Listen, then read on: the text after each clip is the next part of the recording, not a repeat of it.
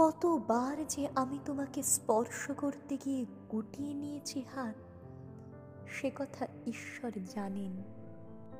তোমাকে ভালোবাসার কথা বলতে গিয়েও কতবার যে আমি সে কথা বলিনি, সে কথা আমার ঈশ্বর জানেন।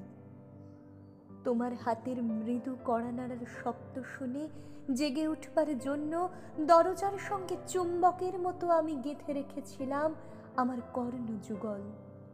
তুমি এসে আমাকে ডেকে বলবে, এই ওঠো, আমি আমি আর আমি এ কি শুনলাম, এমতো উল্লাসে নিজেকে নিক্ষেপ করব তোমার উদ্দেশ্যে।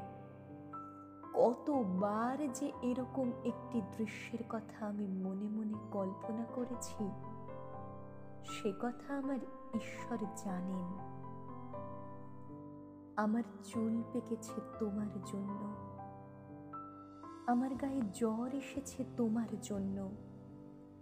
আমার ঈশ্বর জানেন আমার মৃত্যু হবে তোমার জন্য।